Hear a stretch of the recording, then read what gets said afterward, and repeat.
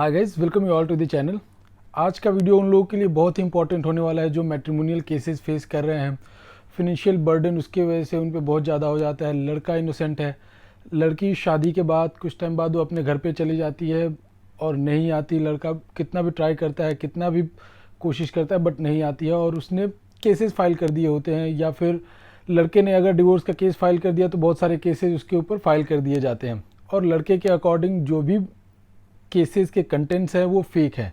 तो इन लोगों के लिए आज का वीडियो बहुत इंपॉर्टेंट होने वाला है। तो चलिए वीडियो को स्टार्ट करते हैं। वीडियो को स्टार्ट करने से पहले I would like to request, अगर आपने अभी तक चैनल को सब्सक्राइब नहीं किया है तो please subscribe the channel. Video को लाइक और शेयर करना ना भूलें। तो बहुत सारे केसेस में होता ये है कि जो लड़के के साइड के लोग होते हैं वो 500 किलोमीटर से 1000 किलोमीटर से बहुत दूर दूर से आते रहते हैं। बिजी शेड्यूल से आप भी जानते हैं कि आज के डेट में इवन 5 मिनट भी किसी के लिए निकालना बहुत ही मुश्किल हो जाता है। बट मैट्रिमोनियल केसेस की वजह से 500, 1000, 1500 किलोमीटर ट्रैवल करके आना पड़ता है।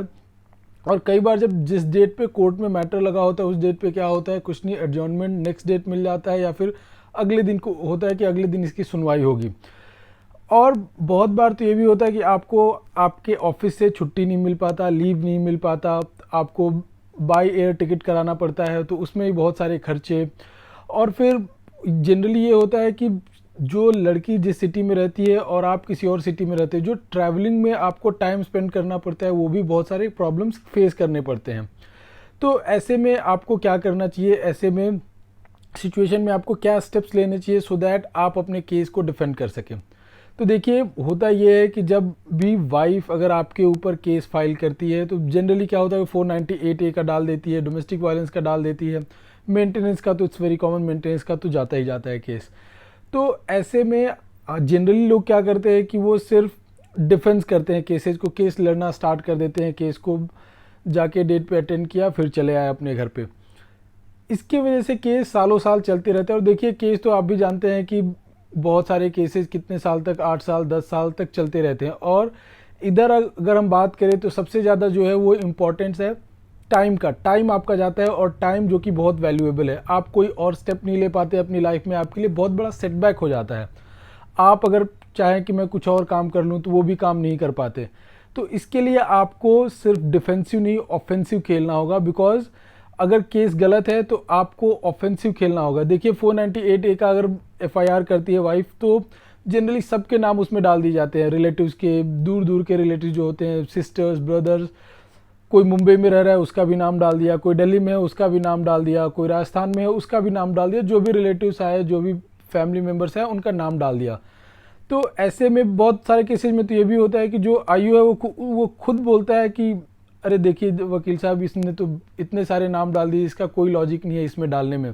और जबकि वाइफ 10 दिन, 15 दिन, 1 महीने ही रही रहती है लड़के के घर पे, तो भी ऐसे केसेस में सबका नाम डाल देती है। और बहुत बार ये देखा जाता है कि लड़की जाती है अपने घर पे इसके वजह से कि उसके एम्बिशंस हाई हो सकते हैं, या फिर उसका जम नहीं रहा है हस्बैंड के साथ, या फिर उसका किसी और के साथ अफेयर है, उसको जॉब करना है या फिर किसी और सिटी में जाना है। तो बहुत सारे ऐसे छोटे छोटे रीजंस होते हैं जिसके वजह से वाइफ अपने मायके चली जाती है और जाने के बाद बहुत सारे केसेस फाइल कर देती है। तो ऐसे सिचुएशन में आपको करना क्या हो कि देखिए, अगर आप डिफेंस सिर्फ करें तब तो आपका बहुत टाइम जाएगा, पैसा जाएगा आपका, आपके लॉयर की फीस जाएगी, ये सारी चीज़ें, आपका टाइम भी जाएगा और फैमिली वाले जो परेशान होंगे वो होंगे ही। तो ऐसे में करना क्या है कि जो आप केसेस लड़ रहे हो ऑलरेडी वो तो आपको देखना है।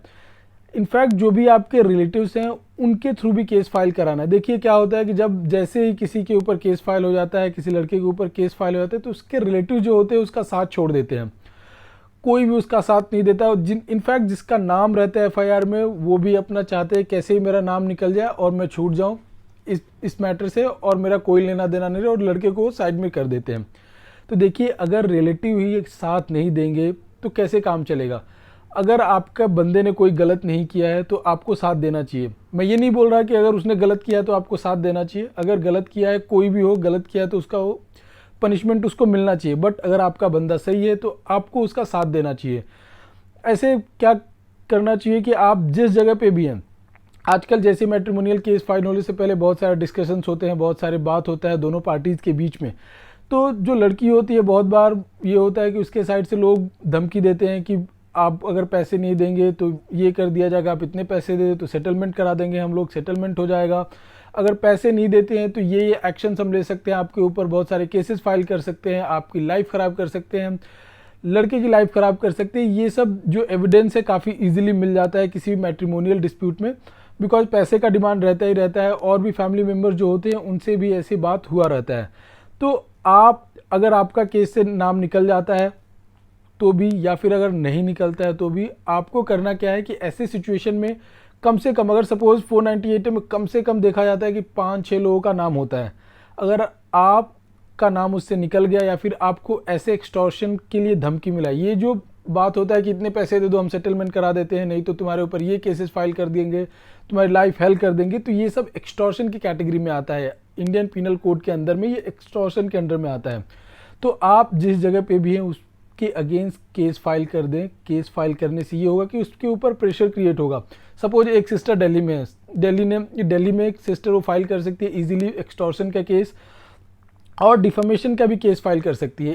एक सिस्टर अगर मुंबई में है तो मुंबई में फाइल कर दे एक्सटॉर्शन का, डिफेमेशन का। तो क्या होगा कि लड़की के ऊपर भी प्रेशर क्रिएट होगा कि हाँ भाई, अगर मैंने गलत केस फाइल किया है तो मेरे ऊपर भी और मेरे फैमिली मेम्बर्स के ऊपर भी प्रेशर पड़ सकता है। तो आपको करना ये है कि जिस जगह पे भी है उस जगह पे आप केस फाइल कर दे, सो दैट लड़की के ऊपर भी प्रेशर क्रिएट हो। अगर लड़के ने गलत नहीं किया तो आपको उसका साथ देना चाहिए। पहले टाइम में ये होता था कि लड़की को ज़बरदस्ती घर से बाहर निकाल दिया गया, उसको धक्के मार के घर से बाहर निकाल दिया गया। आज की डेट में ये चीज़ें देखने को बहुत कम मिलता है। इसके लिए मेजॉरिटी ऑफ द केसेस अगर आप देखेंगे, चाहे वो डिस्ट्रिक्ट कोर्ट हो, हाई कोर्ट हो, सुप्रीम कोर्ट हो, हर जगह पे मैट्रिमोनियल केसेस इतने भरे पड़े हैं इन चीज़ों के मिसयूज की वजह से। तो आपको करना ये है कि अपने बंदे का सपोर्ट करना है। अगर आप नहीं करेंगे तो फिर जाएगा किधर, उसका लाइफ वैसे ही ख़राब होगा और वो 10 साल 15 साल अपनी लाइफ का वैसे ही बर्बाद कर देगा। तो आपको जिस जगह पे हैं उस जगह पे एटलीस्ट डिफेमेशन का, एक्सटॉर्शन का आप केस फाइल कर सकते हैं।